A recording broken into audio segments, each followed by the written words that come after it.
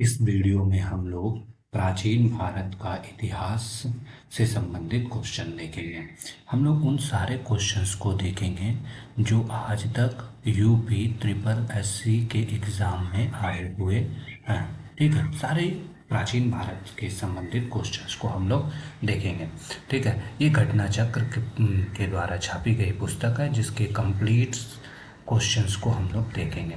ठीक है, जिसमें पहला क्वेश्चंस हड़प्पा सभ्यता के एक हिस्से यानी लोथल की खोज किसने की थी। तो लोथल की खोज SR राव, रंगनाथ राव ने किया था। ठीक है, दूसरा क्वेश्चंस क्या कहता है, हड़प्पा के एक बंदरगाह का नाम लिखिए।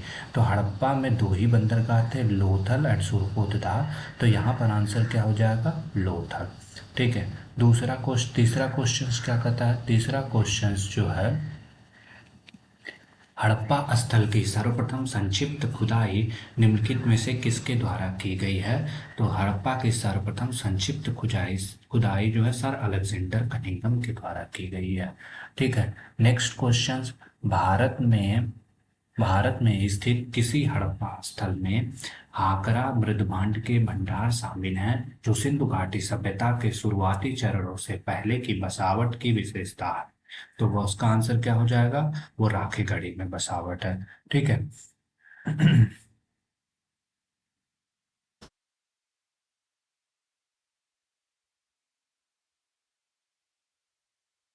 फिर अगला क्वेश्चन जो है वो आपका है, स्वतंत्र भारत में उत्खनित किया गया स्वतंत्र भारत में उत्खनित किया गया पहला हड़प्पा स्थल निम्नलिखित में से कौन सा है।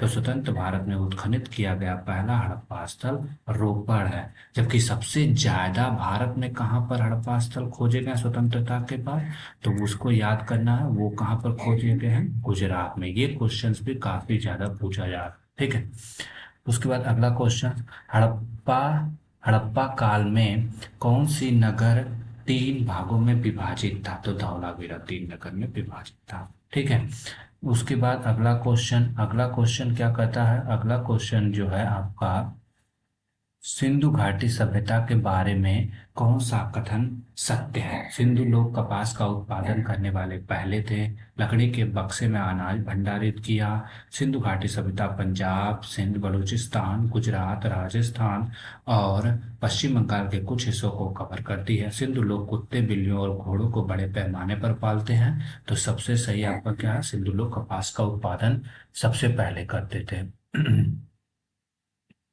फिर अगला क्वेश्चन जो है आपका,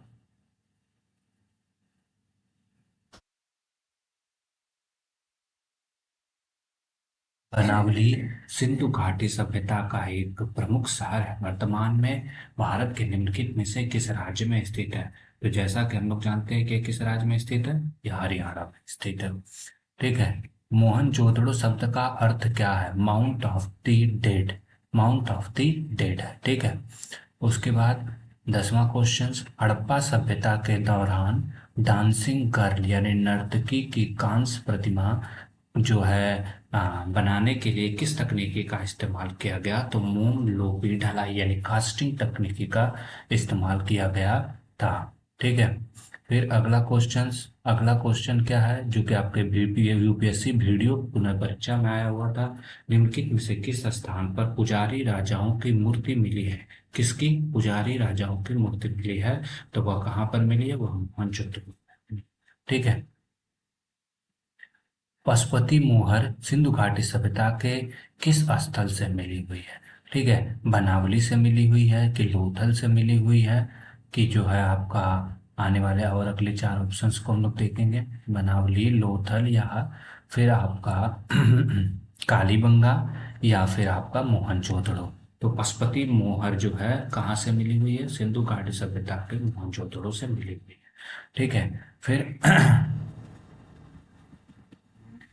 सिंधु सभ्यता में घोड़े की अस्थियों के अवशेष कहाँ से मिले हैं। तो घोड़े की अस्थियों के अवशेष सुरपुरदा से मिले। ठीक है, अगला सेक्शन जो है, हमने सिंधु घाटी सभ्यता को देखा। अगला सेक्शन जो है आपका वैदिक संस्कृति से संबंधित है। वैदिक संस्कृति निम्नलिखित में से वैदिक संस्कृति से पहला क्वेश्चन, निम्नलिखित में से कौन सा उपवेद नहीं है? तो उपवेद नहीं है आपका, कौन सा नहीं है? योगवेद आपका उपवेद नहीं है, जबकि धनुर्वेद, आयुर्वेद और शास्त्र जो है आपके उपवेद है। ठीक है। फिर वैदिक देवता इंद्र किसके देवता थे? तो इंद्र जो है वह वर्षा एवं चक्रवात के देवता थे। ठीक है।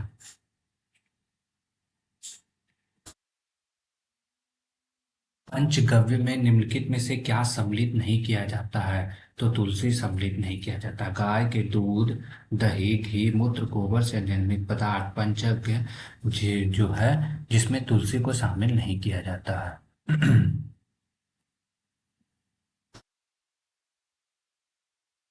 फिर उसके बाद महाजनी प्रथा का सर्वप्रथम उल्लेख निम्नलिखित में से किस प्राचीन ग्रंथ से मिलता है? तो महाजनी प्रथा का उल्लेख जो है शतपथ ब्राह्मण से मिलता है। ठीक है। अगला क्वेश्चन, शतपथ ब्राह्मण और तैतरीय ब्राह्मण के डॉट डॉट के ब्राह्मण मूल पाठ हैं। तो यह लोग, यह शतपथ ब्राह्मण और तैतरीय ब्राह्मण यजुर्वेद ब्राह्मण के उपपाठ हैं। ठीक है। वेदों वेदों के गद्य प्रकरण क्या कहलाते हैं? तो वेदों के गद्य प्रकरण ब्राह्मण कहलाते हैं। वेदों के गद्य प्रकरण क्या कहलाते हैं? ब्राह्मण कहलाते हैं। ठीक है। प्राचीन वेदों में कौन सा है? तो सबसे प्राचीन वेद आपका ऋग्वेद है। ठीक है। ऋग्वेद में निहित गायत्री मंत्र किस देवता को समर्पित है? तो यह सावित्री देवता को समर्पित है।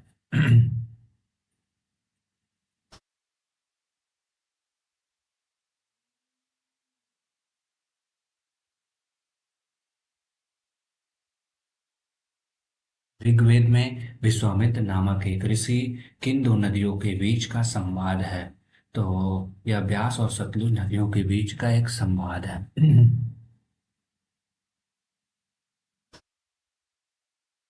वेद वेद जो आंशिक रूप से एक गद्य कृति है, यह यजुर्वेद से संबंधित है। ठीक है। अगला क्वेश्चन, रामायण में मांडवी किसकी पत्नी थी? तो रामायण में मांडवी भरत ऋषि की पत्नी थी। भारत में वर्णित कुरुक्षेत्र की लड़ाई कितने दिनों तक लड़ी गई थी? तो 18 दिन तक के लिए लड़ी गई थी। कुरुक्षेत्र की लड़ाई कितने दिनों तक के लिए लड़ी गई थी? तो 18 दिनों के लिए लड़ी गई थी। ऋषि मनु के अनुसार पुरानी पवित्र नदियां सरस्वती और दृश्यवती के बीच का भूभाग के नाम से जानी जाती हैं। तो ब्रह्मावर्त के नाम से जानी जाती हैं। ठीक है। अगला सेक्शन आपका कैसा आ गया? बौद्ध धर्म, जो कि गौतम बुद्ध से रिलेटेड क्वेश्चंस हैं। ठीक है। निम्नलिखित में से कौन सा बौद्ध पवित्र स्थल निरंजना नदी पर स्थित है? तो हम सब जानते हैं कौन सा है निरंजना नदी पर? बोध गया।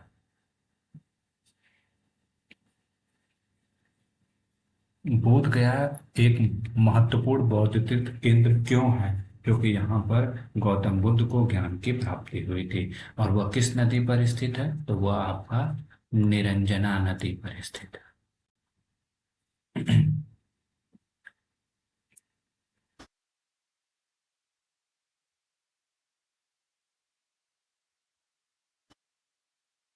अगला क्वेश्चन हम लोग देखेंगे।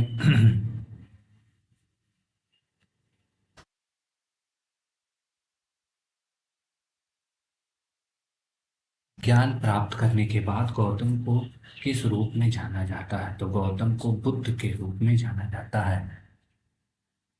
किस स्मारक किस स्मारक से बुद्ध ने दुनिया में बौद्ध धर्म के अपने दिव्य ज्ञान का प्रचार किया था? तो गौतम बुद्ध को बोध गया से तो ज्ञान की प्राप्ति हुई थी। इस ज्ञान का प्रवर्तन उन्होंने ऋषि पत्तनम यानी सारनाथ से किया था, जो कि आपके ऑप्शंस में उपलब्ध नहीं है। तो इसका जवाब क्या हो जाएगा? सारनाथ से। मगर आयोग ने इसका आंसर जो है महाबोधि मंदिर समूह के आसपास माना था। ठीक है। बाद में परिवर्तन कर दिया गया। गौतम बुद्ध को ज्ञान किस नदी के तट पर प्राप्त हुआ? निरंजना नदी के तट पर प्राप्त हुआ है। माना जाता है कि सिद्धार्थ गौतम बुद्ध की अंतिम अनुभूति के लिए बोध गया जाने से पहले 6 साल तक निम्नलिखित में से किस स्थान पर पवित्रता पूर्वक ध्यान किया था? तो वह ध्यान जो है डुंगेश्वरी गुफा में किया था। ठीक है। बुद्ध को परिनिर्वाण कहाँ प्राप्त हुआ? तो बुद्ध को परिनिर्वाण कुशीनगर में प्राप्त हुआ था। बुद्ध को परिनिर्वाण कहाँ प्राप्त हुआ? कुशीनगर में प्राप्त हुआ था।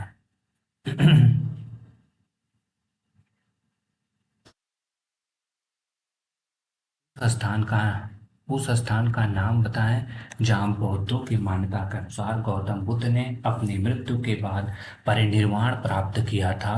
तो वह स्थान कुशीनगर में है। ठीक है। उसके बाद बौद्धों के लिए उत्तर प्रदेश में स्थित सारनाथ क्यों महत्वपूर्ण है? क्योंकि वहां पर भगवान सारनाथ ने अपना पहला उपदेश दिया था। इस बात को ध्यान रखना है। ठीक है। बुद्ध ने अपना पहला उपदेश कहाँ दिया था? सारनाथ। गौतम बुद्ध ने सारनाथ में अपना पहला उपदेश किस मुद्रा में दिया था? तो धम्म चक्र प्रवर्तन मुद्रा में दिया था। इंपॉर्टेंट क्वेश्चन है, याद रखेंगे। बुद्ध ने अपना पहला धर्मोपदेश देते हुए किस मत की आधारशिला रखी थी? तो किस मत अपने मत का देते हुए किस मत की आधारशिला रखी थी?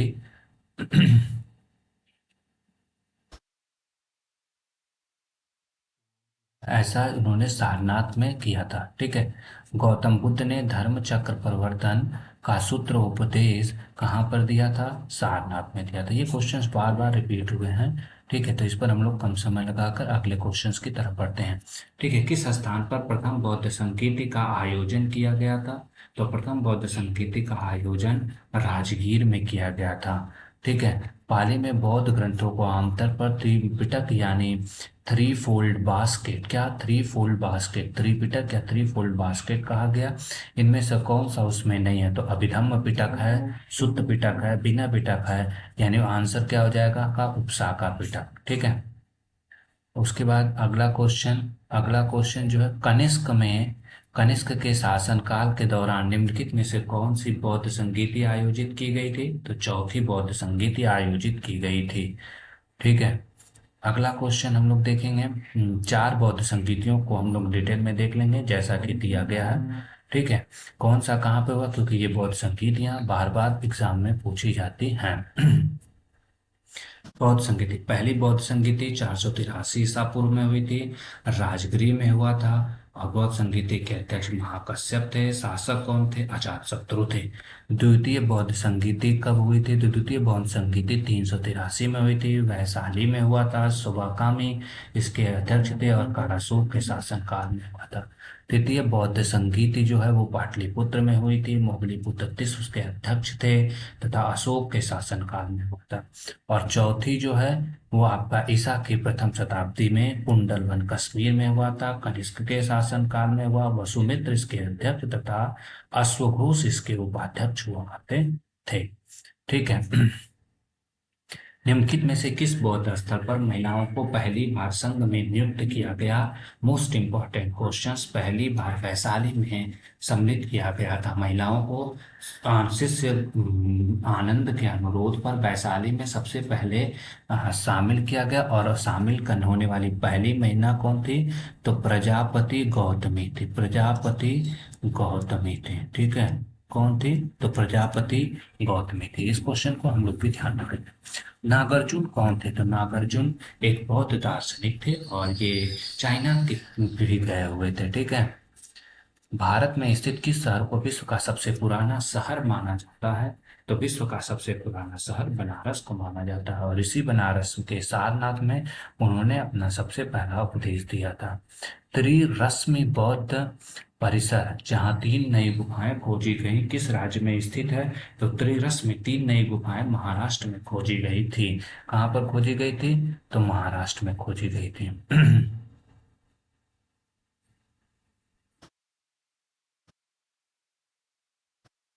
फिर राजा बिंबिसार के दरबार में उस प्रसिद्ध चिकित्सक का क्या नाम था जो भगवान बुद्ध के निजी चिकित्सक के रूप में उन्होंने दिया? तो यह जो है जीवक थे। जीवक प्रसिद्ध आयुर्वेदाचार्य थे। स्तूप के अर्धवृत्ताकार टीले के ऊपर देवताओं के निवास का प्रतिनिधित्व करने वाली बालकनी जैसी संरचना कहलाती है। तो बालकनी जैसी संरचना हर्मिका कहलाती है। प्राचीन इतिहास में अंडा के ऊपर हर्मिका थी। यह एक बालकनी जैसी संरचना जो देवताओं के निवास का प्रतिनिधित्व करती थी। हर्मिका से एक मस्तूल निकलता था जिसे कहा जाता था, क्या कहा जाता था? हर्मिका से जो मस्तूल निकलता था उसे यष्टि कहा जाता था।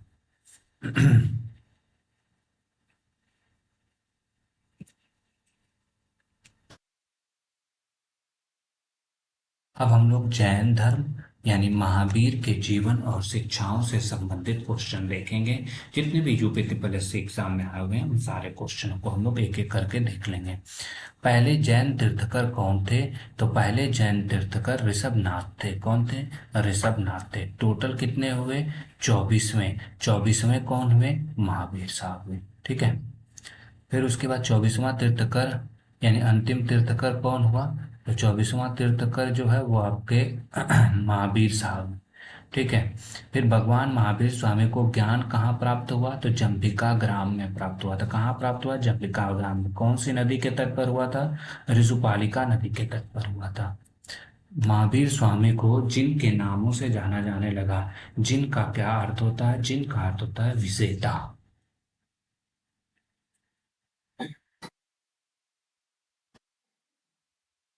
जिनका अर्थ क्या होता है? जिनका अर्थ होता है विजेता। ठीक है। फिर अगला क्वेश्चन जो है हम लोग देखेंगे, जैन धर्म के त्रिरत्न दिए जाते हैं तो उसका क्या होता है? तो सम्यक ज्ञान, सम्यक दर्शन, सम्यक आचरण। यानी सही विश्वास, सही ज्ञान, सही विश्वास, सही ज्ञान और सही आचरण। एक होता है सम्यक विश्वास का मतलब सम्यक दर्शन, सही ज्ञान का मतलब होता है सम्यक ज्ञान और सही आचरण का मतलब होता है सम्यक आचरण। मनुष्य जीवन मनुष्य जीवन का सर्वोत्तम ध्येय है कैवल्य, जिसका अर्थ क्या होता है? इच्छाओं पर विजय प्राप्त करना। जैन धर्म का सबसे महत्वपूर्ण मौलिक सिद्धांत क्या है? अहिंसा। जैन धर्म का सबसे महत्वपूर्ण मौलिक सिद्धांत क्या है? तो अहिंसा है। महावीर महावीर और उनके अनुयायियों की शिक्षा कई शताब्दियों तक मौखिक रूप से प्रसारित होती रही। इन्हें लगभग 1500 वर्ष पहले लिखा गया था। वर्तमान में निम्नलिखित में से वह किस स्थान पर उपलब्ध है? तो यह सब वल्लभी गुजरात में उपलब्ध है। कहाँ पर उपलब्ध है? वल्लभी गुजरात से उपलब्ध है। ठीक है।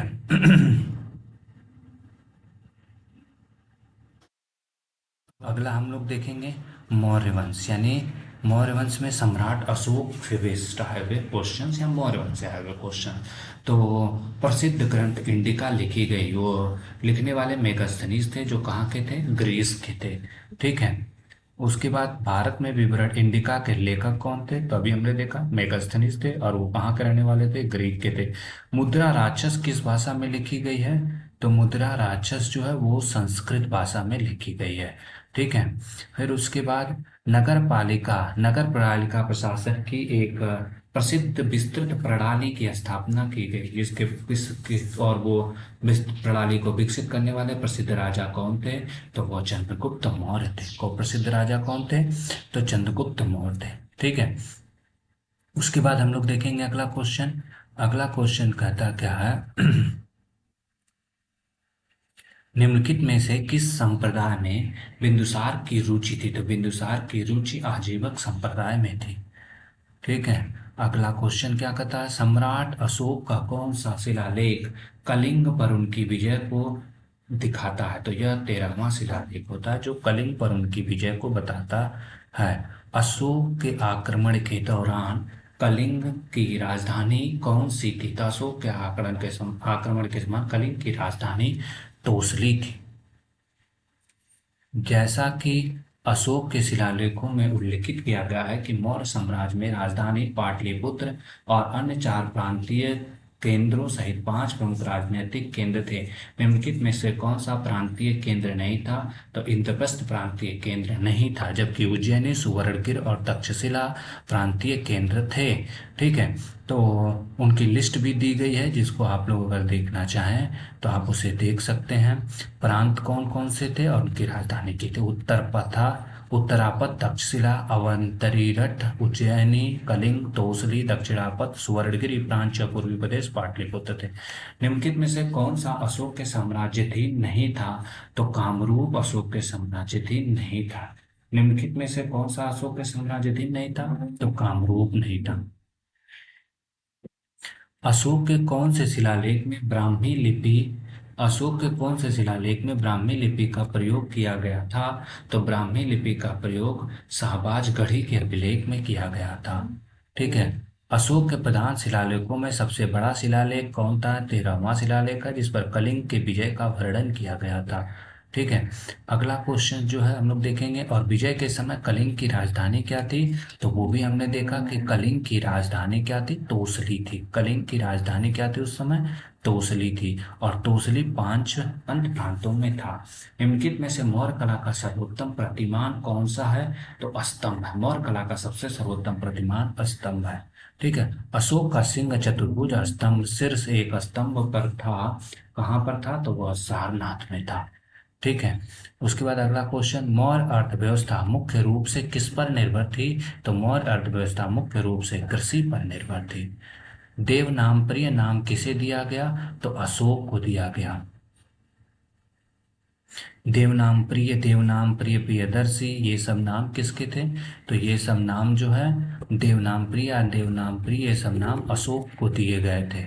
ठीक है। अशोक को दिए गए थे। अब हम लोग अगला क्वेश्चन देखेंगे गुप्त वंश से संबंधित। और गुप्त वंश में समुद्रगुप्त और चंद्रगुप्त द्वितीय यही दो सिलेबस में है, और इन्हीं से क्वेश्चंस ज्यादातर देखे जाते हैं। निम्नलिखित में से किस शासक के दरबारी कवि हरिशेर थे? तो हरिशेर समुद्रगुप्त के दरबारी कवि हुआ करते थे। समुद्रगुप्त की प्रशस्ति संस्कृत में एक कविता के रूप में किस कवि द्वारा रचित की गई थी? तो समुद्रगुप्त के समय में कौन था? हरिशेर थे, और हरिशेर ने ही उनकी रचना की थी। ठीक है। उसके बाद अगला क्वेश्चन, खगोलविद बरामीर और कवि कालिदास किसके दरबारी कवि थे? तो यह विक्रमादित्य के दरबारी कवि थे। विक्रमादित्य को चंद्रगुप्त द्वितीय के नाम से भी जाना जाता है। चंद्रगुप्त द्वितीय के नाम से जाना जाता है। और विक्रमादित्य के दरबार में भी नवरत्न हुआ करते थे। उन नवरत्नों में ये दो लोग सम्मिलित थे। ठीक है। उसके बाद एक क्वेश्चन आता है आपका, अभिज्ञान शाकुंतलम किताब के लेखक कौन थे? तो कालिदास की कुछ महत्वपूर्ण रचनाएं हैं जिनको आपको याद रखनी चाहिए, जिसमें सबसे महत्वपूर्ण रचना अभिज्ञान शाकुंतलम है, फिर विक्रमोर्वशीयम है, मालवका अग्निमित्रम है, रघुवंशम है, कुमार संभवम है, मेघदूतम है, तथा ऋतुसंहार है। इतना आप याद कर लेते हैं तो कालिदास से संबंधित सारे रचनाओं को आप कर सकते हैं। अगला ही क्वेश्चन, मालविका अग्निमित्रम पुस्तक किसकी है? कालिदास की है। ठीक है। गुप्त काल गुप्त काल की प्रसिद्ध महिला शासिका कौन थी? तो प्रभावती गुप्त थी। गुप्त काल की महिला शासिका में प्रभावती गुप्त ही थी। चंद्रगुप्त मौर्य के इस प्रसिद्ध राजनीतिक सलाहकार को निम्नलिखित में से सभी नामों से जाना जाता है, यानी उसका कौन सा नाम है? तो हम लोग जानते हैं कि कौटिल्य, चाणक्य और विष्णुगुप्त एक ही व्यक्ति का नाम था, जबकि समुद्रगुप्त नाम नहीं था। ठीक है। निम्नलिखित में से किस शासक के दरबार में बहुत से विद्वानों को नवरत्न के रूप में अलंकृत किया गया था? तो हमने देखा था चंद्रगुप्त द्वितीय, विक्रमादित्य, जिनके काल में नवरत्नों की संख्या हुआ करती थी और उनकी रचनाएं भी बहुत फेमस थी। ठीक है। उन नवरत्नों में जो प्रसिद्ध नवरत्न थे, एक कालिदास थे, धन्वंतरी थे, बराहमीर थे, अमर सिंह थे, शंकु, छपड़प, वररुचि, बेताल भट्ट और खटकंपर शामिल थे।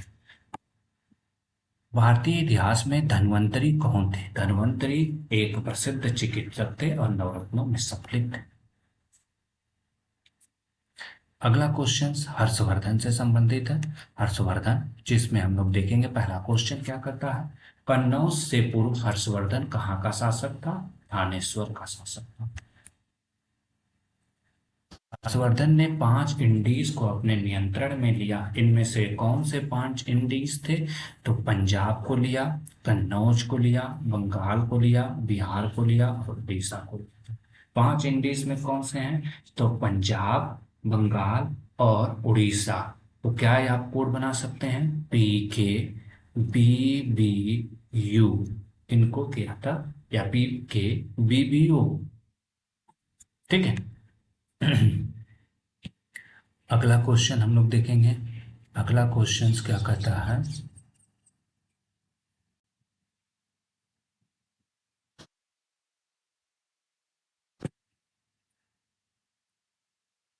कादम्बरी के लेखक कौन थे? अगला क्वेश्चन में कादम्बरी के लेखक कौन थे? तो कादम्बरी के लेखक बाण थे। ठीक है, कौन थे? तो बाणभट्ट थे। हर्षवर्धन के हर्षवर्धन के दौरान निम्नलिखित में से कौन सी राजधानी जो कि थानेश्वर से स्थानांतरित हुई थी? तो कन्नौज थी। अभी पहला क्वेश्चन भी हमने यही देखा था, ये हर्षवर्धन से रिलेटेड। ठीक है, तो क्वेश्चंस बहुत रिपीट होते हैं, इसलिए आप इसे कर लेंगे। निम्नलिखित में से कौन सी हर्षवर्धन की पहली राजधानी थी? तो पहली राजधानी थानेश्वर थी। यानी आपने देखा कि लगातार 4 क्वेश्चन सिर्फ राजधानी हर्षवर्धन की राजधानी से संबंधित ही थे। ठीक है, अब राजपूत काल से भी क्वेश्चंस आते हैं और ये भी क्वेश्चंस बार बार रिपीट होते हैं, इसलिए आप इन्हें देख लेंगे। कौन सा साहित्य संगम साहित्य के रूप में प्रसिद्ध है? तो तमिल साहित्य साहित्य संगम के रूप में प्रसिद्ध है।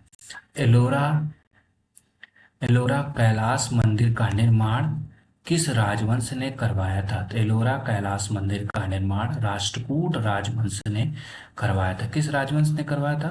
तो राष्ट्रकूट राजवंश ने करवाया था। ठीक है, प्रसिद्ध विरूपाक्ष मंदिर कहाँ अवस्थित है? तो प्रसिद्ध विरूपाक्ष मंदिर हम्पी में अवस्थित है। ठीक है, हम्पी में अवस्थित यह मंदिर तुंगभद्रा नदी पर अवस्थित है, ये भी ध्यान रखेंगे। ठीक है, निम्नलिखित में से कौन सा मंदिर पल्लव राजवंश के शासन के दौरान बनाया गया था? तो पल्लव राजवंश के शासन के दौरान महाबलीपुरम मंदिर बनाया गया था। राष्ट्रकूट वंश के संस्थापक कौन थे? तो राष्ट्रकूट वंश के संस्थापक दंती दुर्ग थे। चोल साम्राज्य के संस्थापक निम्नलिखित में से कौन से थे? तो विजयालय चोल थे, यानी विजया चोल भी कहा जाता है इनको। ठीक है, विजया चोल थे और इन्होंने तंजौर पर भी अधिकार कर लिया था। तंजौर पर अधिकार करके ही इन्होंने अपनी राजधानी बनाई थी।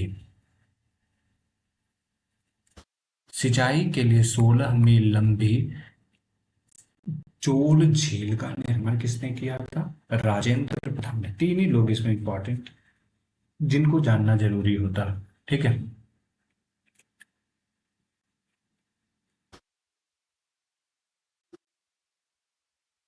के अभिलेख के अनुसार जैन सभाओं को दान में दी जाने वाली भूमि को क्या कहा जाता था? दान में दी जाने वाली भूमि को पल्ली छादन कहा जाता था। पल्ली छादम कहा जाता था। निम्नलिखित में से कौन सा शिव मंदिर चोल शासकों के संरक्षण में नहीं बनाया गया था? तो कौन सा चोल शासकों के संरक्षण में नहीं बनाया गया था? गोडेश्वर मंदिर सिन्नार का। बाकी नटराज मंदिर चोलों ने बनवाया था, पल्लवाईनाथर मंदिर, बृहदेश्वर मंदिर ये सब चोलों का बनवाया गया, लेकिन गोंडेश्वर मंदिर चोलों का बनवाया गया नहीं था, यह यादव वंश ने बनवाया था। ठीक है, पाल वंश का पहला शासक कौन था? गोपाल। पाल वंश का पहला शासक कौन था? तो पाल वंश का पहला शासक गोपाल था।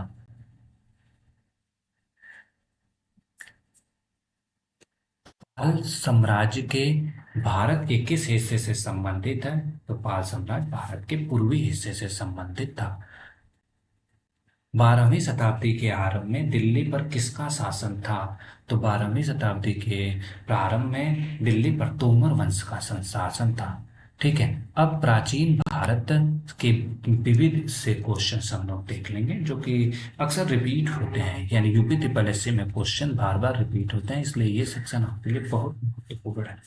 6वीं से 14वीं शताब्दी तक निम्नलिखित में से कौन सा सबसे शक्तिशाली महाजनपद था? मगध। हम लोग जानते हैं कि अगर शक्तिशाली महाजनपद पूछे तो सीधे मगध पर ही टिक करना। निम्न में से सूरसेन महाजनपद की राजधानी कौन सी थी? तो सूरसेन की राजधानी क्या थी? मथुरा थी। सूरसेन महाजनपद की राजधानी क्या थी? तो सूरसेन महाजनपद की राजधानी मथुरा थी। ठीक है, मगध की राजधानी भी पूछ सकता है, तो मगध की राजधानी पाटलिपुत्रा थी। वैशाली की राजधानी क्या थी? वज्जी थी। 6ठी शताब्दी ईसा पूर्व में जैन और बौद्ध ग्रंथों में कितने महाजनपदों का उल्लेख किया गया? तो हर जगह 16 महाजनपदों का उल्लेख किया गया है। ठीक है, चरक संहिता संबंधित थी, तो चरक संहिता चिकित्सा से संबंधित थी। चरक संहिता किससे संबंधित थी? चरक संहिता चिकित्सा से संबंधित है। निम्नलिखित में से किसने निरुक्त व्युत्पत्ति विज्ञान भाषा शास्त्र और शब्दार्थ विज्ञान पर सबसे पुराना भारतीय ग्रंथ नामक पुस्तक लिखी थी? तो महर्षि पतंजलि ने। इन्हें योग का जनक भी कहा जाता है। ठीक है, ये भी ध्यान रखना। नीतिसार राजनीति के तत्व, जिसमें कौटिल्य के अर्थशास्त्र का प्रारंभिक मूल पाठ शामिल है, निम्नलिखित में से किसके द्वारा लिखा गया? तो यह लिखा गया कामंडक के द्वारा। किसके द्वारा लिखा गया? तो कामंडक के द्वारा। राजा कनिष्क के शासनकाल के दौरान दरबारी चिकित्सक का नाम बताइए। तो चरक था, और चरक ने चरक संहिता भी लिखी हुई है। यानी वो क्वेश्चन भी रिपीट हुआ, फिर ये क्वेश्चन रिपीट हुआ। पंचतंत्र की कथाएं किसके द्वारा लिखी गई हैं? तो पंचतंत्र की कथाएं विष्णु शर्मा के द्वारा लिखी गई हैं। ठीक है। तुलसीदास रामचरितमानस वाल्मीकि रामायण के रचनाकार थे। शूद्रक द्वारा लिखित मृच्छकटिका का साहित्य प्रकार निम्नलिखित में से कौन सा है? तो मृच्छकटिका एक नाटक था। तमिल व्याकरण की कौन सी रचना है जिसे तमिल साहित्य की सबसे पुरानी मौजूदा रचना कहा जाता है? तो टोलकाप्पियम है। टोलकाप्पियम जो है सबसे पुरानी तमिल साहित्य की रचना हुआ करती थी। ठीक है, टोलकाप्पियम या टोलकाप्पियार इस तरीके से आप देख सकते हैं, लेकिन टोलकाप्पियम ही ज़्यादा फेमस होता है। निम्नलिखित में से किनके बीच तक्षशिला शहर स्थित था? तो तक्षशिला शहर जो है वो सिंधु और झेलम के बीच में स्थित था। किसके बीच था? तो सिंधु और झेलम के बीच में स्थित था। ठीक है। उसके बाद भारत में नवपाषाण काल गुफा चित्रकारी कहाँ मिलती है? अगर गुफा की चित्रकारी का नाम आए और भीमबेटका ऑप्शन में दिखे, तुरंत टिक करो उसको। ठीक है, और ये क्वेश्चन बहुत बार उत्तर प्रदेश में रिपीट करता है। निम्नलिखित में से किस युग में तांबे का पहली बार उपयोग किया गया था? तो तांबे का उपयोग ताम्रपाषाण युग में किया गया था पहली बार। ठीक है। उसके बाद अगला क्वेश्चन, निम्नलिखित में से भारत में स्थित किस प्राचीन विश्वविद्यालय को यूनेस्को विश्व विरासत स्थल में शामिल किया गया है? तो नालंदा महाविहार को, जिसकी संरचना फिर से कराई गई है प्रधानमंत्री और नीतीश कुमार के द्वारा।